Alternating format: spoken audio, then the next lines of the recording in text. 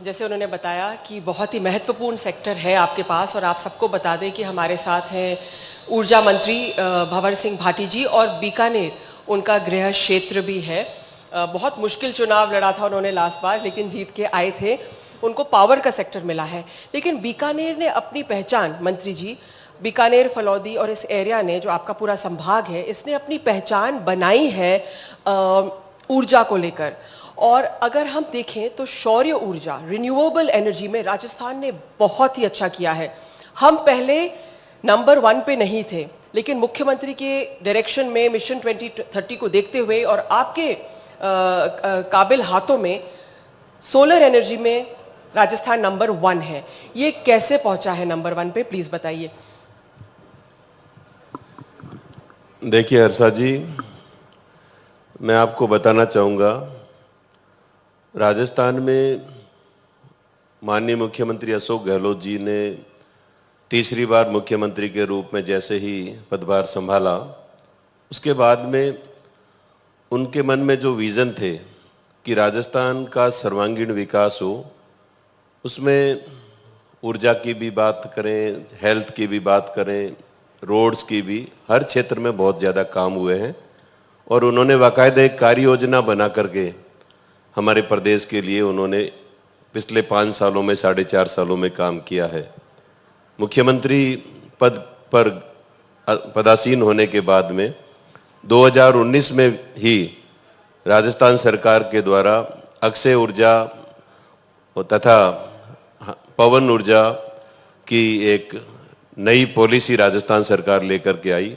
Hybrid energy को भी उसमें शामिल किया गया और उसमें बहुत सारी सुविधाएं, बहुत सारी रियायतें अक्षय ऊर्जा को बढ़ावा देने के लिए राजस्थान सरकार के द्वारा दी गई। जो अक्षय ऊर्जा नीति 2019 है, उसी का परिणाम है कि आज राजस्थान हिंदुस्तान में पहले दूसरे नंबर पर अक्षय ऊर्जा के क्षेत्र में था। आज माननीय मुख्यमंत्री जी के कुशल नेतृत्व से, उनके द्वारा लाई गई योजनाओं से, उनके द्वारा जो इन्वेस्टर्स है उनको जो सुविधाएं दी जा रही है, राजस्थान सरकार का जो सकारात्मक रवैया है, सपोर्टिंग जो सिस्टम है, उसकी वजह से आज हम पहले नंबर पे हैं। उसमें आपको मैं बताना चाहूँगा कि यहाँ भौगोलिक परिस्थितियाँ भी हमारी राजस्थान की ऐसी है कि यहाँ सबसे ज़्यादा हिंदुस्तान में गर्मी हमारे यहाँ पड़ती है।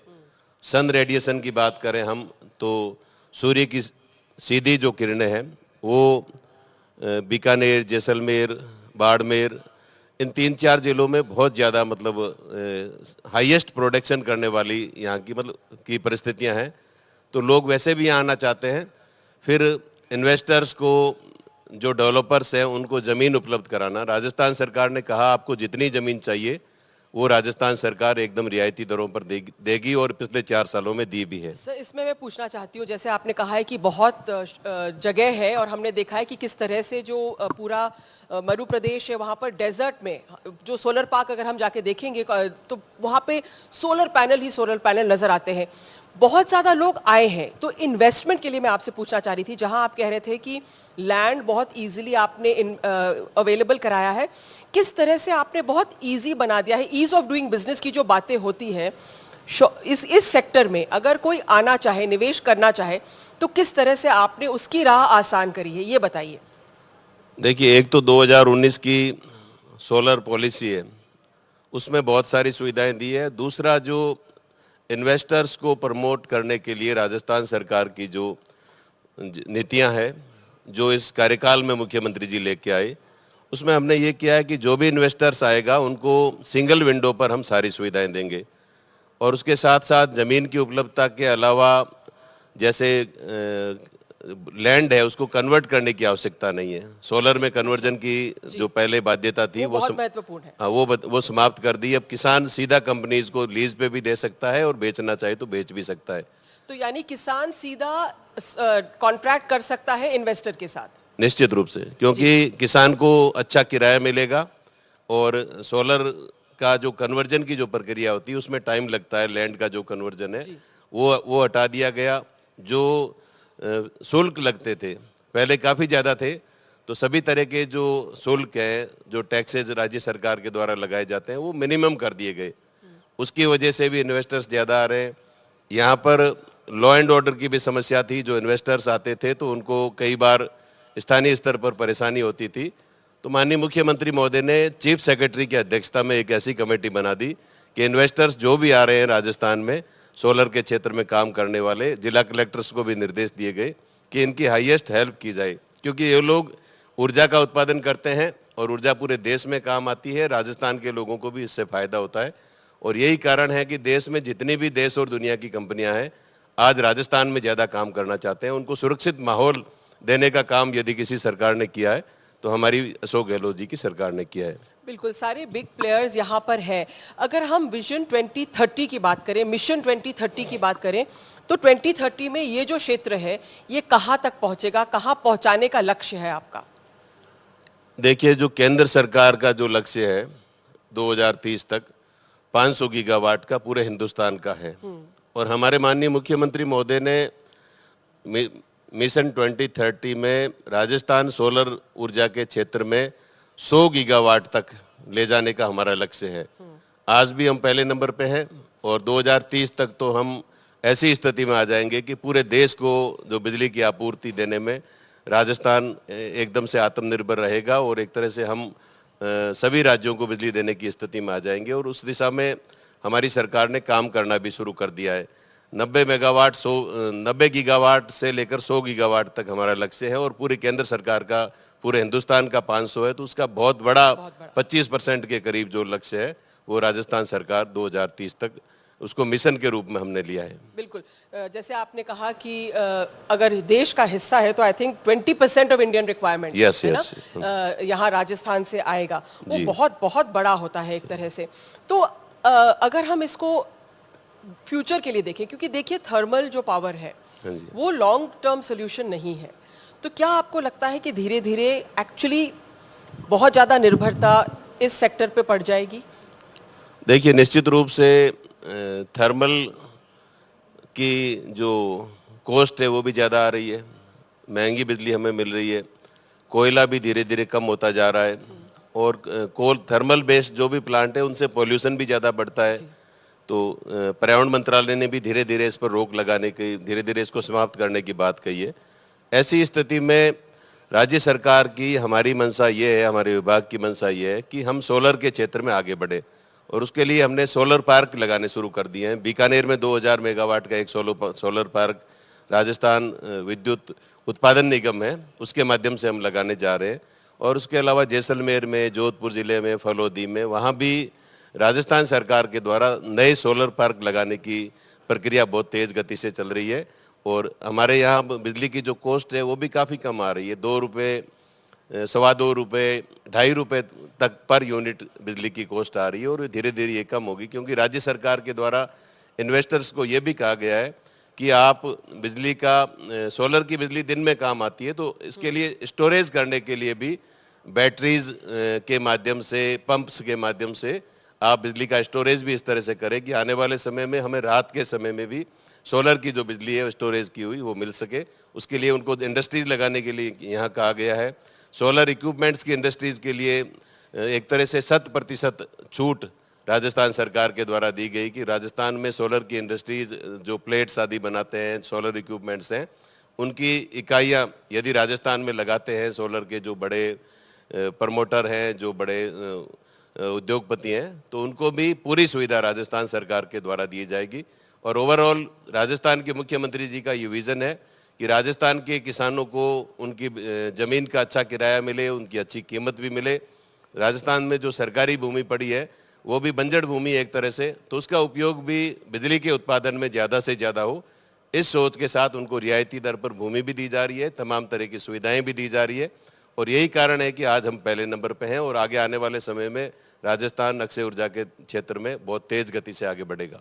आपने अभी बिजली की कीमत की बात की, तो इसका मतलब ये है, अगर हम आम लोगों को समझा दें, आम जनता को, तो सोलर का जो प्रोडक्शन है और उसका जो टैरिफ है वो कम हो गया है ना, इसलिए ये वायबल हो गया है। निश्चित रूप से सोलर, अभी हम जो थर्मल की बिजली बना रहे हैं तो हमारी पर यूनिट 5 रुपये तो प्रोडक्शन कॉस्ट आ रही है और इसमें 2.5 रुपये से अधिक तो आ ही नहीं रही है। तो ये तभी संभव हुआ जब सोलर का क्षेत्र लंबा बढ़ा, राजस्थान में सोलर में बिजली बढ़ाने के लिए सहूलियतें दी गई, उनकी जो कॉस्ट है, जो प्रमोटर्स हैं, जो इन्वेस्टर्स हैं, जो डेवलपर हैं, उनको भी सोलर के माध्यम से बिजली बनाने में कॉस्ट काफ़ी कम हुई है। और यही कारण है कि आज घरों की भी यदि हम बात करें तो लोग करीब 1000 मेगावाट के करीब रूफटॉप सोलर का उपयोग भी राजस्थान में काफ़ी हद तक शुरू हो गया है। और उसमें राजस्थान सरकार 40% तक जो रूफटॉप सोलर लगाते हैं लोग, तो उनको 40% तक उसमें सब्सिडी देती है। किसानों को तो हम 60% तक सोलर के माध्यम से यदि वो खेती करते हैं तो उनको 60% तक राजस्थान सरकार के द्वारा सोलर पंप सेट लगाते हैं तो उसमें छूट दी जाती है। ये बहुत महत्वपूर्ण बात कही है आपने, क्योंकि जो रूफटॉप्स हैं, आपने सिटीज सिर्फ सोलर पार्क तक ही आप सीमित नहीं है। राजस्थान सरकार ने घरों में रूफटॉप्स में भी कहा है कि आप सोलर चाहे कितना भी आप लगाएं और वो जो बिजली जो पावर प्रोड्यूस होता है वो आपके ग्रिड में जाता है और आपके बिल से सब्ट्रैक्ट होता है। और मंत्री जी, मैं आपको बता दूं, कई ऐसे कस्टमर्स में मिली हूं जिनका 0% बिल आया है। निश्चित रूप से जी, तो ये जो अर्बन में जो बिग पुश है टू सोलर, ये किस तरह से आप इसको और इसका फुटप्रिंट एक्सपैंड करेंगे? देखिए, अभी जैसा मैंने बताया कि 1000 मेगावाट बिजली का उत्पादन रूफटॉप सोलर के माध्यम से हमारे प्रदेश में हो रहा है। इसको और अधिक बढ़ावा देने के लिए हमारे जो डिस्कॉम्स हैं, जो वितरण कंपनियां हैं, उनसे ये कहा गया है कि आप अधिक से अधिक हमारे सिस्टम में लोगों को जोड़ें। राज्य सरकार के द्वारा 40% सब्सिडी भी दी जा रही है और इसमें लोगों के रूफटॉप के प्रति लोगों में काफ़ी उत्सुकता भी है। लोग आगे बढ़ कर के भी आ रहे हैं, हम ऑनलाइन उनसे एप्लीकेशंस भी ले रहे हैं और इसको हम काफ़ी आगे बढ़ा रहे हैं। इसके अलावा एक कुसुम योजना और है।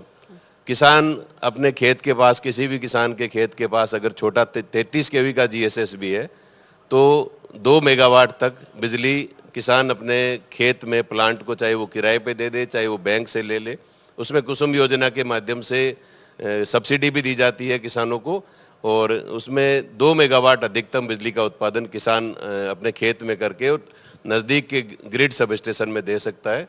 और राजस्थान कुसुम योजना में भी पहले नंबर पे आज सबसे ज़्यादा 33 kV के GSS के माध्यम से कुसुम योजना हालांकि केंद्र की है, लेकिन राजस्थान ही एकमात्र ऐसा राज्य है जहां इस योजना का अधिकतम लाभ राजस्थान के लोगों के द्वारा उठाया जा रहा है, राजस्थान के किसानों के द्वारा उठाया जा रहा है।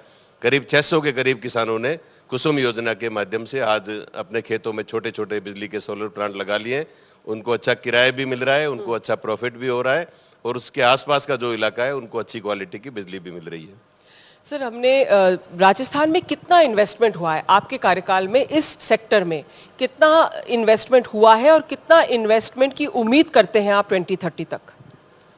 देखिए, मैं आप को बताना चाहूँगा कि पिछले साल जो इन्वेस्ट मीट राजस्थान सरकार के द्वारा की गई, उसमें 80% टोटल इन्वेस्ट का 80% के करीब इन्वेस्ट सोलर के माध्यम से करने के लिए हमारे MOU हुए हैं और वो MOU काफ़ी हद तक धरातल पर लागू भी हो चुके हैं। कहने का मतलब सबसे ज़्यादा इन्वेस्टर्स का जो अभी राजस्थान में सबसे ज़्यादा इन्वेस्टर्स यदि काम करना चाहते हैं तो उसमें सोलर के माध्यम से वो बिजली बनाना चाहते हैं। सोलर के अलावा हम हाइब्रिड बिजली का भी है, पवन ऊर्जा के माध्यम से भी है और जो बायो वेस्ट प्लांट है उससे भी बिजली बनाई जाती है। तो इसकी भी हम नई नीति लेकर के आए हैं। तो ओवरऑल विद्युत और ऊर्जा के क्षेत्र में 80% के करीब हमारे MOUs हुए हैं। जो इन्वेस्ट मीट राजस्थान हुई थी उसमें माननीय मुख्यमंत्री जी खुद पधारे थे।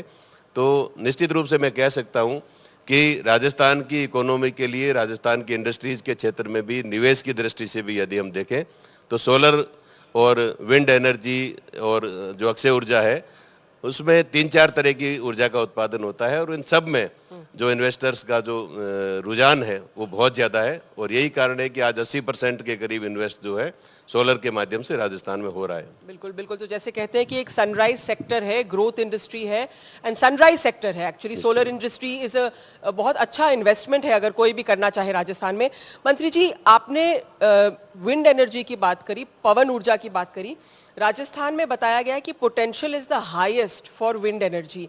इसको कैसे बढ़ावा दे रहे हैं? 2017 में शायद इट वाज कैपेसिटी बहुत कम थी, 2023 में कितने पर आई है वो? देखिए, राजस्थान में अक्षय ऊर्जा नीति और पवन ऊर्जा नीति, ये दो पॉलिसी जो 2019 में आई, उसके बाद में हमारा जो जैसलमेर इलाका है, वहाँ पर पहले पवन ऊर्जा का अच्छा काफ़ी रिस्पांस था। लोग जो इन्वेस्टर्स है उन्होंने काफ़ी इन्वेस्ट किया, बाद में बीच में कम हो गया।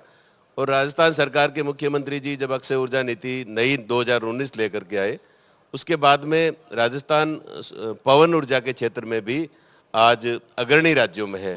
सोलर में तो हम पहले नंबर है ही हैं, लेकिन विंड एनर्जी में भी राजस्थान आप एक तरह से पहले नंबर पे ही कह सकते हैं। अग्रणी राज्यों में गुजरात और राजस्थान बराबर हैं, तो उसमें भी हम लगातार ये प्रयास कर रहे हैं पवन ऊर्जा के क्षेत्र में, क्योंकि कुछ जिले हमारे ऐसे हैं जहाँ पर अधिकतम उत्पादन विंड एनर्जी के माध्यम से हो रहा है। तो आने वाले समय में भी हमने मिशन 2030 में भी ये रखा है कि राजस्थान में माइंस के अलावा, राजस्थान में वैसे एग्रीकल्चर का सेक्टर भी काफ़ी बड़ा है, इंडस्ट्रीज काफ़ी नई लग रही है, माइंस के क्षेत्र में भी काफ़ी हमारी संभावनाएं हैं। उसके अलावा सबसे ज़्यादा अधिक संभावनाएं हैं तो वो अक्षय ऊर्जा के माध्यम से ही है, सोलर एनर्जी के माध्यम से है, विंड एनर्जी के माध्यम से ही है। तो राजस्थान के मुख्यमंत्री जी का विज़न है, इन्होंने 2030 मिशन 2030 में भी ये रखा है कि इस क्षेत्र में हम राजस्थान को एक मॉडल स्टेट के रूप में विकसित करेंगे, और उस दिशा में हमारा जो ऊर्जा विभाग है वो माननीय मुख्यमंत्री जी के दिशा निर्देशों के अनुसार काम कर रहा है। और मैं ये दावे के साथ कह सकता हूँ कि आज भी हम सोलर और विंड एनर्जी में देश में अग्रणी स्थान पर है, और आने वाले समय में राजस्थान पूरे हिंदुस्तान में सबसे अधिक उत्पादन करने वाला राज्य होगा। जी, बहुत महत्वपूर्ण, क्योंकि अगले जो 10 या 20 साल हैं और जो विजन 2030 की जिसकी हम बात कर रहे हैं, वो साल होंगे ऑल्टरनेट फ्यूल्स के, क्योंकि जैसे आप कह रहे हैं कि थर्मल अब एक वायबल ऑप्शन नहीं रहा है और alternate fuel is the fuel for the future. आपने कुछ कदम भी उठाए हैं उस दिशा में, जैसे आप कह रहे हैं कि यहाँ पर एक पायलट प्रोजेक्ट भी है ग्रीन एनर्जी का, हाइड्रोजन का, और आप अभी एक हाइड्रोजन पॉलिसी भी शायद आपकी डिस्कस हुई है, तो उसके बारे में थोड़ा सा बताइए मिशन 2030 को देखते हुए। देखिए, ग्रीन हाइड्रोजन पॉलिसी अभी हम लेकर आए हैं, अभी मंत्रिमंडल की पिछली बैठक में ही हमने इसको लागू किया है। और ये बहुत सारी ऐसी इंडस्ट्रीज है जिसमें ग्रीन हाइड्रोजन का उपयोग होता है, और उसमें ग्रीन हाइड्रोजन के क्षेत्र में राजस्थान में अपार संभावनाएं हैं। और जो ग्रीन हाइड्रोजन के उत्पादन में जो सहूलियतें, जो डेवलपर्स हैं, जो ग्रीन हाइड्रोजन बनाने के लिए जो लोग आगे आ रहे हैं, उनकी जो संगठन है, उनके द्वारा जो मांग की गई, उनके जो सहूलियतें जो राज्य सरकार को दी जानी चाहिए, वो हम पॉलिसी के माध्यम से हम लेकर के आए हैं। हमने बहुत इस योजना में इस क्षेत्र में आगे बढ़ने वाले लोगों के लिए जो दिक्कतें थी, जो रुकावटें थी, उनको हमने हटाया है। बीकानेर में भी एक छोटा सा प्लांट है, आप पधारे हैं, आप चाहें तो देख सकते हैं। बीकानेर से पुगल रोड पे एक छोटा प्लांट अभी लगाया गया है, वो एक मॉडल के रूप में है। और आने वाले समय में ये इस क्षेत्र में भी राजस्थान हिंदुस्तान में सबसे आगे आकर के खड़ा होगा, और काफ़ी महंगी एक तरह से ये ग्रीन हाइड्रोजन है, लेकिन इसकी आवश्यकता बहुत सारे इस्पात के कारखाने हैं, दूसरी ऐसी खाद बनाने वाली इंडस्ट्रीज़ है, उन सब में ये काम में आती है। तो निश्चित रूप से इस इंडस्ट्रीज़ को जैसे जैसे हम आगे बढ़ाएंगे, हमने आगे बढ़ाने के लिए सभी तरह की सहूलियतें उनको दी है, और आने वाले समय में जल्दी से जल्दी इस क्षेत्र में भी हम आगे बढ़ेंगे। तो निश्चित रूप से राजस्थान के लिए एक नई चीज़ ये भी रहेगी कि ग्रीन हाइड्रोजन का निर्माण करने वाला जो प्रदेश है वो हमारा प्रदेश राजस्थान होगा। तो अभी हाल ही कैबिनेट मीटिंग में जो ग्रीन हाइड्रोजन पॉलिसी है वो डिस्कस हुई है, जैसे मंत्री जी बता रहे थे। दूसरा है बायोमास एंड म्युनिसिपल वेस्ट, ये भी फ्यूल फॉर द फ्यूचर है। इस पे भी हमने सुना है कि ये सरकार काम कर रही है, और अगले 5-7 सालों की, देखिए ये बहुत अच्छी बात है कि कोई भी जो सरकार आती है वो 5 साल ही सोचती है जब तक उनका कार्यकाल रहे, पर मुख्यमंत्री ने 2030 तक सोचा है। और एक बार उनको ये सवाल पूछा भी गया था, वो सीएम रहे ना रहे, उन्होंने कहा हम फिर भी 2030 का सोच रहे हैं। वैसे ही भंवर सिंह जी, आप कौन से पोस्ट पे रहे या नहीं रहे, पर ये जो सोच है कि म्यूनिसिपल जो वेस्ट है उसको हम एनर्जी में कन्वर्ट करें, या जो ऑल्टरनेट फ्यूल्स हैं, तो इसके बारे में ज़रा बताइए कि क्या काम कर रहा है राजस्थान इसको लेकर। देखिए, म्यूनिसिपल वेस्ट की बात करें या एग्रीकल्चर वेस्ट की बात करें, जो खेती में फसल की कटाई के बाद में जो वेस्ट बचता है, जो एक तरह से घास फूस के रूप में, कचरे के रूप में होता है, तो उससे बिजली बनाई जाए।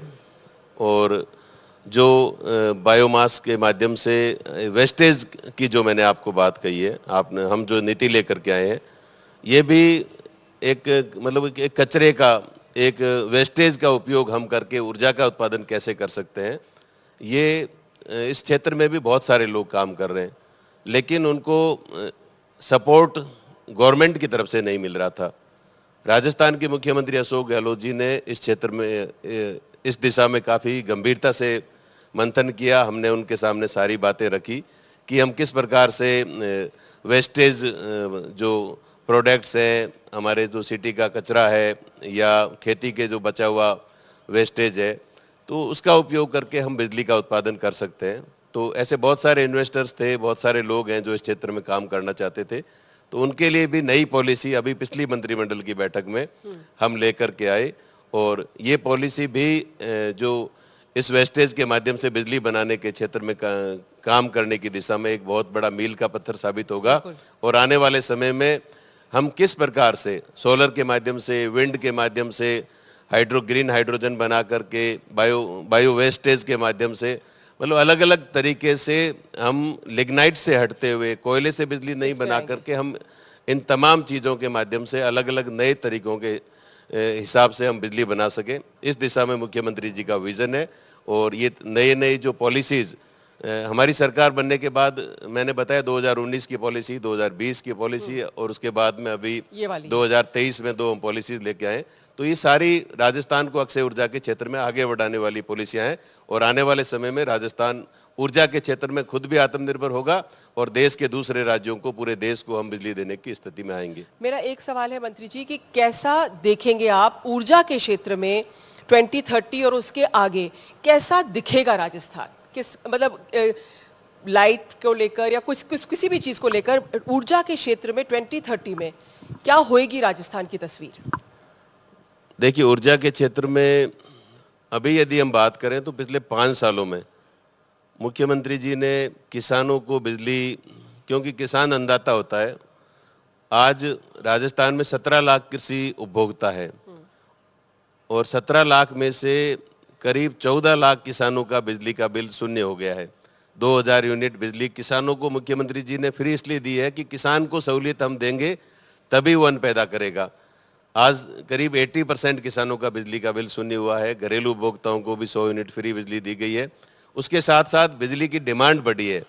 एग्रीकल्चर कनेक्शन हमारी सरकार ने 5 लाख के करीब नए कनेक्शन दे दिए, और इस वजह से बिजली की एकदम से मांग बढ़ी है। तो ऊर्जा के क्षेत्र में राजस्थान सरकार अपने खुद के ऊर्जा के उत्पादन के सोलर के प्लांट्स लगाने की, हमने सोलर पार्क बाकायदा बनाने की घोषणा भी कर दी है, उस पर काम भी चालू हो गया है।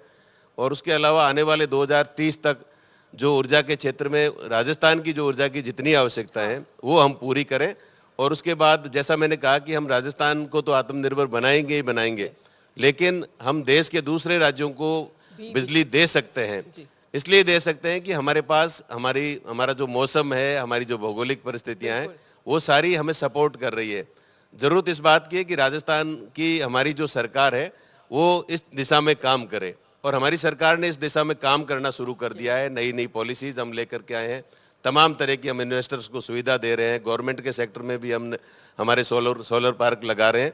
तो आने वाले समय में हम निश्चित रूप से आत्मनिर्भर बनेंगे। 100 गीगावाट बिजली जो होती है वो बहुत ज़्यादा, हिंदुस्तान का 20% जो प्रोडक्शन होगा उसका 20% अकेला राजस्थान पैदा करने वाला राज्य होगा। तो राजस्थान निश्चित रूप से आत्मनिर्भर होगा, और उसके अलावा राजस्थान देश के दूसरे राज्यों को बिजली देने की स्थिति में आएगा। ये राजस्थान के मुख्यमंत्री जी का विजन भी है, और इस विजन पर हम काम कर रहे हैं।